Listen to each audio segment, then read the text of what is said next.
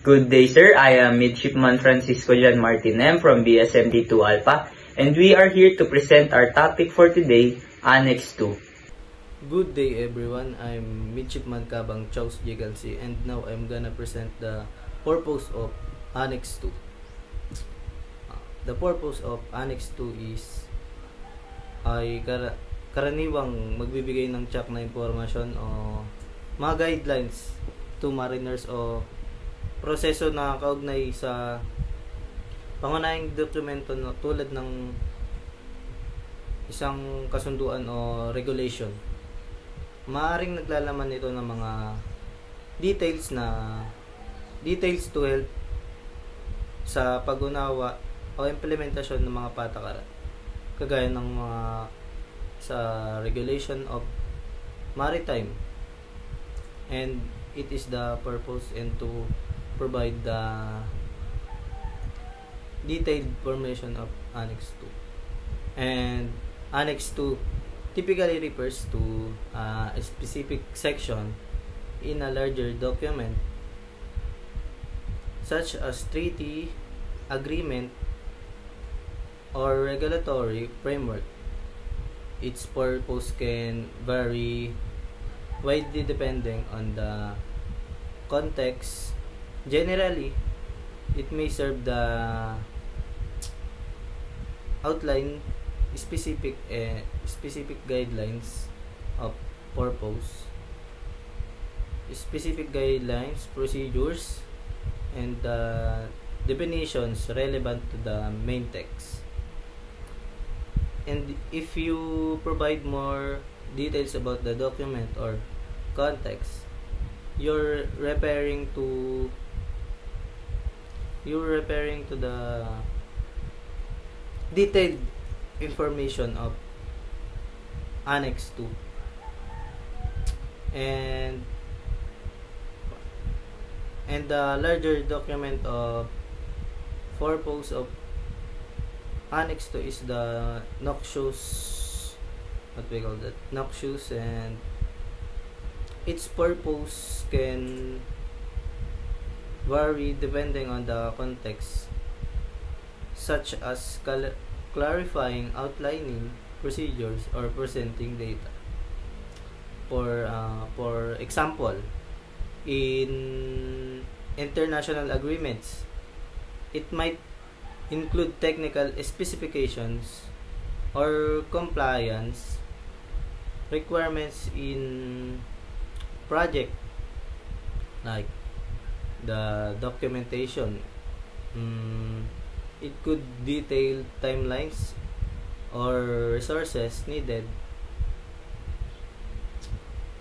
in the ship. At ito ang mga purpose ng Annex 2. It is giving supplementary information. First is contextual details, provides background information that adds deep to the main presentation. Like it is giving background information to have para magbigay ng detalyadong presentation. Ito ang ibig sabihin. Next is technical specification. Includes technical data or specifications relevant to the topic. Ito ay nagbibigay ng mga data para sa tinutukoy nitong topic. And clarification of terms. Definitions. Clarifies complex terms on use in the main document. Ito yung ginagamit sa mga complex to the main document. And explanation for concepts that may not be immediately clear to the audience. And procedural guidelines. Ito ay step-by-step instructions that details specific processes that need to be followed for implementation. It is best practices, shares recommendations or best practices related to the topic and data presentation like charts and graphs. It is giving visual representation of data that make trends and patterns easier to understand. Ito, nagbibigay ito ng mga representation para mapadali yung pag-intindi sa gawain. And statistical analysis. It presents data analysis that supports the main findings. Ito ay nagpe-present siya ng mga data para tumulong sa mga main findings ng sa barko. And case studies and examples. Real world applications. It includes examples of how the concepts are applied in practices. Success stories and highlights successful implementation or outcomes related to the topic. And next, supporting evidence. Reference and citations. List sources that back up claims made in the main presentation. And it is provide findings from relevant studies that reinforce the arguments. And lastly, and the last, audience engagement. May set the stage for question by anticipating audience inquiries and addressing them upfront. Lastly, it includes elements that encourage audience participation or feedback.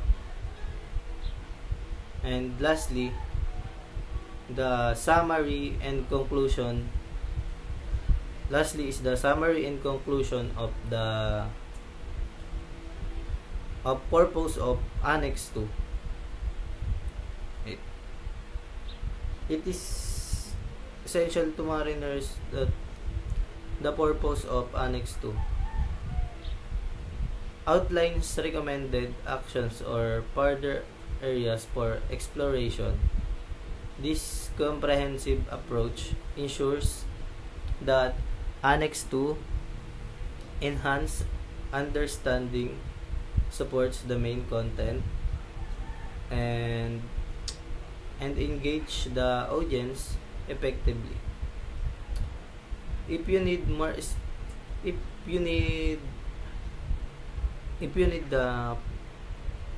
to know the purpose of Annex 2, this is what I'm talking about now, the purpose of Annex 2. In summary, the purpose of Annex 2 is to provide supplementary information that enhances the main document. It includes detailed explanations and detailed information. Definition of key terms is procedural guidelines, relevant data, and case studies.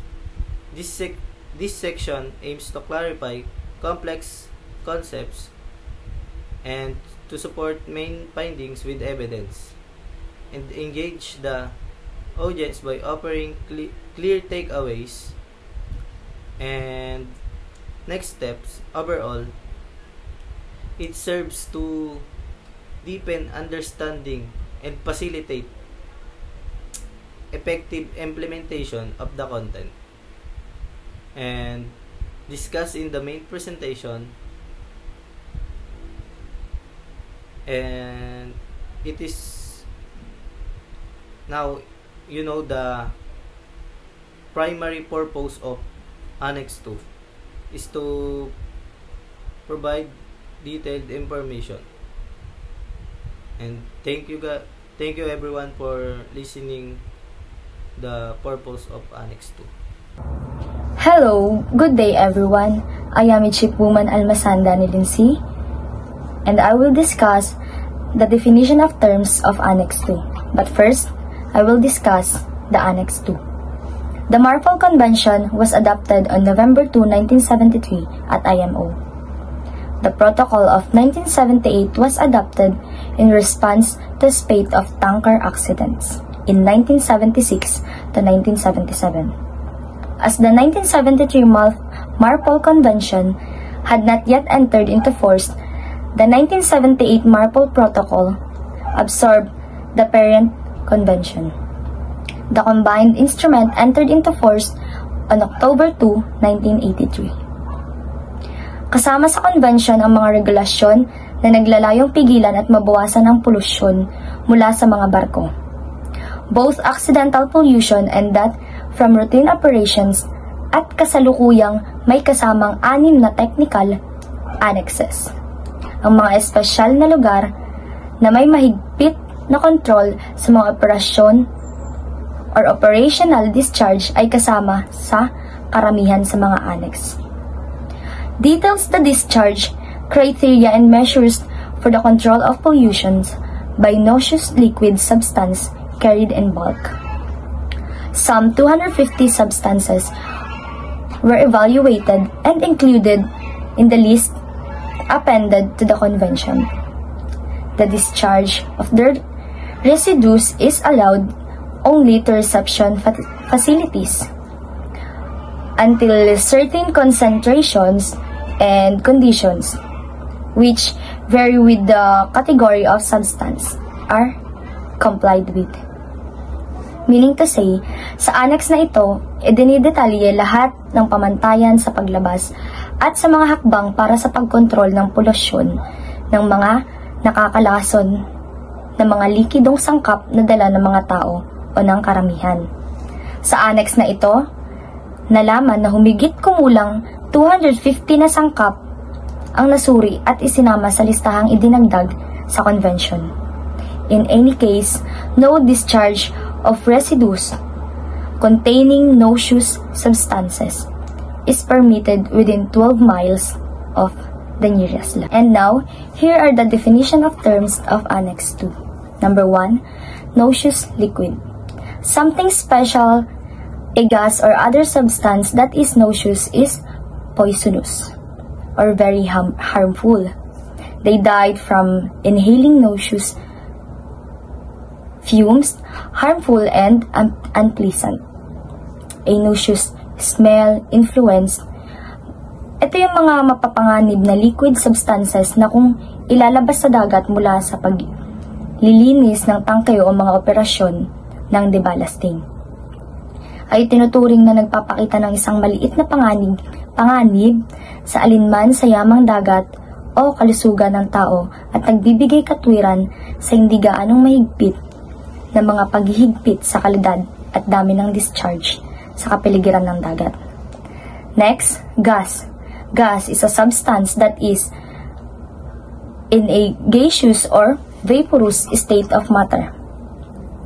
The term gas is also used in reference to the state itself when applied to matter that has the properties of a gaseous substance. Gas is one of 4 natural states of matter, along with liquid, solid, and plasma. In other meaning, ang gas ay isang estado ng bagay na walang hugis at walang volume. Ang mga gas ang may mas mahabang density kaysa sa ibang mga bagay, tulad ng mga solid at likido. Mayroong maraming walang laman na espasyo sa pagitan ng mga particles na mayroong maraming kinetic energy at hindi particular na naaakit sa isa't isa. Next, pollution. Pollution is the introduction of harmful materials into the environment. These harmful materials are called pollutants. Pollutants can be natural, such as volcanic ash. They can also be created by human activity, such as trash or runoff produced by factories. Pollutants damage the quality of air, water, and land. Pati na rin ang pagkakaroon ng mga epekto sa kalusugan ng tao. Ang polusyon sa hangin ay maaari ding makasama sa ating natural na kapaligiran. Ang mga pollutant sa hangin ay maaaring nakalalason sa mga sensitibong halaman at puno, habang ang mga pollutant sa ulan ay sumisira sa mga tirahan sa pamamagitan ng pagdedeposito ng acid o sobra. Next is Cargo Record Book, a document that records all details about the handling of NLS on board, like loading, unloading, and clearing, to ensure proper monitoring and compliance. Ito ay mahalaga para sa pagsunod sa mga international na regulasyon tulad ng mga mula sa International Maritime Organizations or IMO, at tumutulong na matiyak ang pananagutan at kaligtasan sa panahon ng mga operasyon ng kargamento. Next, ship type. Ship type refers to the design and construction of a ship to carry specific categories of substances, ensuring safety and pollution prevention. Next, discharge standards. Discharge standards. These are the specific rules on how and when NLS can be released into the ocean. Typically, based on ship location and speed to minimize environmental impact.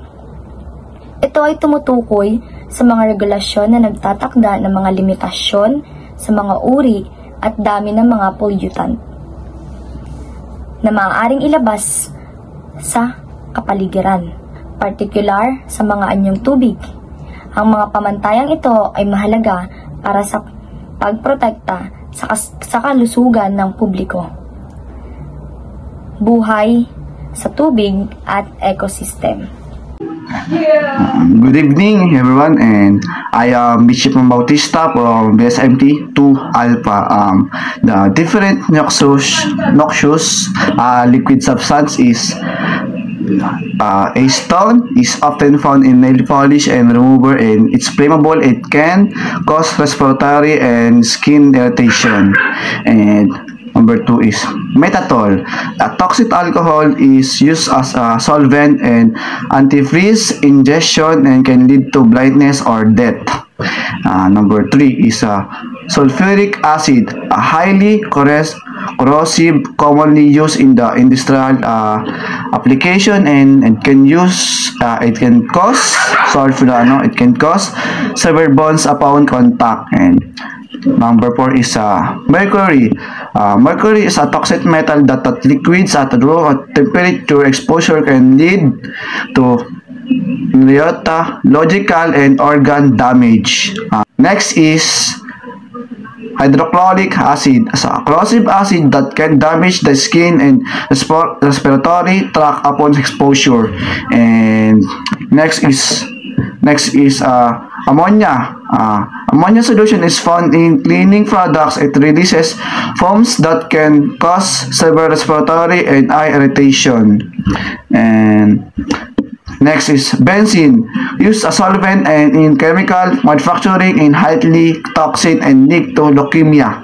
And next is pesticides in liquid form. These often contain noxious chemicals that can be harmful upon ingestion, inhalation on or skin contact. That's all. Good evening guys, I am Midshipman Makabi James Luis S, and I am BSMT2 Alpha. And ang topic po namin is MARPOL Annex 2, at ang napili po naming part ay ang napili ko pong part is different noxious liquid substances. Before that, I will tell you guys ano nga ba ibig sabihin ng Marpol Annex 2 o ano bang nilalaman ng Marpol Annex 2. Marpol Annex 2 po is deals with the control of pollution by noxious liquid substances, or we called it NLS in curried bulk, setting regulation on their handling and discharge into the marine environment. These substances are typically chemical products and are classified based on their level of hazard to marine life in the environment. And Annex 2 categorizes them into four. Nakakategorize po siya into four pollution categories, and first po is I think yung category X, or we call it major hazard to marine resources or human health. Sabi niya po dito na ito po yung ito po yung major category hazard na resources or human health na discharge sa karagatan o sea, means discharge into the sea strictly probably dun po sa mga na-discharge sa dagat. Meron tayong mga example. Ang first example po natin is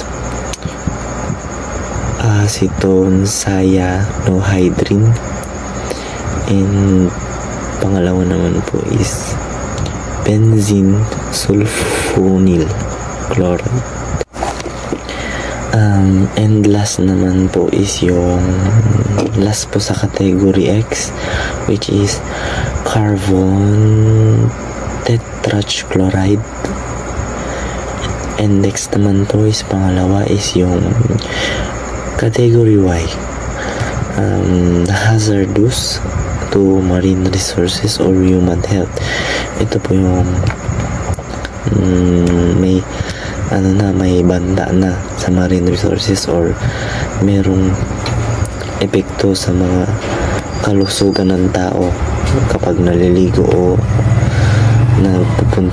kumakain ng mga kinakain sa dagat tulad ng isda. Yan yung nahalo sa mga isda na mga discharge na to. Ito po yung mga certain restriction apply to discharge. Ang mga examples naman po nito is acetic acid, and yung pangalawa naman po is cyclohexane, and pangatlo is phenol. Yun po yung mga category Y, which is na nagpapanta ng maaring makasira ng marine resources or maka-apekto sa human health ng isang tao o isang individual. Pangatlo naman po is yung category Z or Z, minor hazard naman po yung minor hazard to the marine environment. Discharge is still controlled but permitted under specific condition. Ito naman po yung mga example niya: glycerin, propylene glycol, and ethanol. Yun po, mga minor hazard lang naman po siya na sama rin, but still kailangan po siya kontrolin with permit under the specific condition. And pang-apat po, last, ito po yung mga ibang mga substances, or we call it other substances or OS, substances considered to pose a minimal hazard. Minimal hazard po. This may be discharged with fewer restriction. Sa mga iilan lang pong restriction kung saan kailangan talagang iwasan.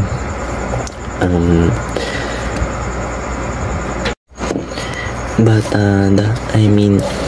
the conclusion of my part is each of these substances is listed in the International Bulk Chemical. Naka-lista daw po siya sa International Chemical Code or IBC Code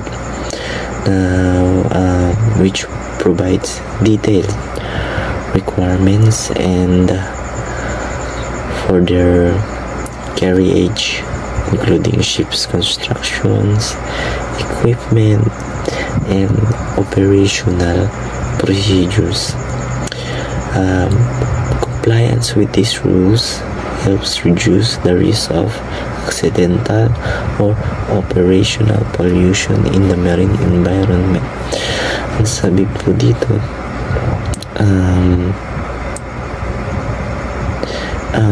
ito pong IBC code na to ay nagpo-provide po ng detalye requirements or para sa kanilang carriage, lalo na sa mga ships construction o pag-aayos ng mga barko, mga gamit sa barko, and mga operational procedures, kung paano nga ba may mga procedure na mga dapat kumong gawin mga bagay sa barko. And compliance, ang pag-comply sa rules na to makakatulong upang mabawasan yung risk ng aksidente or may pagkakaroon ng operational pollution sa mga marine environment. And dapat sumunod lang tayo sa procedure and intindihin mo puti yung detalye and alam dapat gamitin yung mga equipment and mag-comply lang sa rules. And that's all po.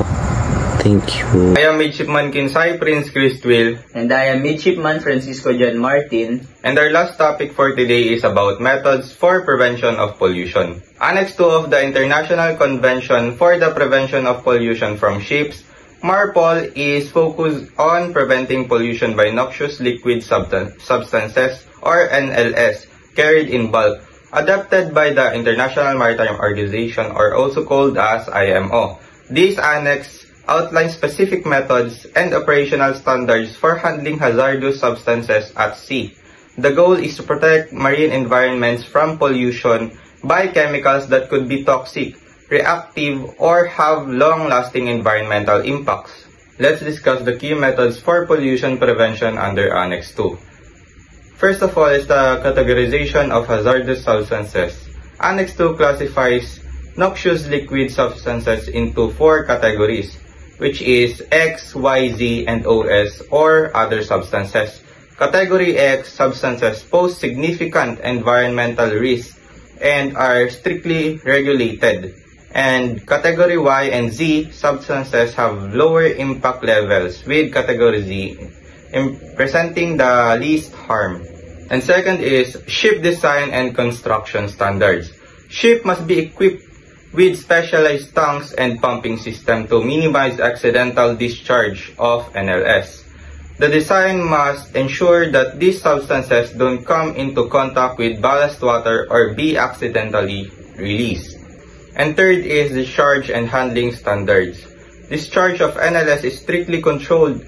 Ship must either fully wash tanks or dilute substances before disposal. Discharges must take place in specified distances from shore and in designated areas. For Category X substances, no discharge is allowed in sea. And fourth is pre-wash and disposal procedures. Ships carrying certain high-risk substances must undergo pre-wash procedures at port facilities to remove residues. The residues are then properly disposed of to prevent marine pollution. And fifth is record keeping and documentation. ships must maintain a cargo record book to document the handling, transfer, and discharge of noxious substances. This helps enforce accountability and track compliance with MARPOL guidelines. And 6 is about port reception facilities. So last is about port are required to have facilities for the reception and disposal of NLS residues. This ensures that ships have a place to safely dispose of residues without polluting the marine environment. Importance and impact. Annex 2 of MARPOL plays a crucial role or important role in minimizing marine pollution by regulating the transport and discharge of harmful chemicals at sea. Through categorization, strict discharge controls, and proper handling procedures, Annex 2 helps protect marine life and ecosystem from the damage effects of noxious substances. And this structured approach under Annex 2 supports a sustainable balance between maritime trade and environmental conservation. Overall, Annex 2 is essential for minimizing marine pollution and ensuring that maritime trade is conducted in an environmentally responsible manner, thereby safeguarding marine life and ecosystems.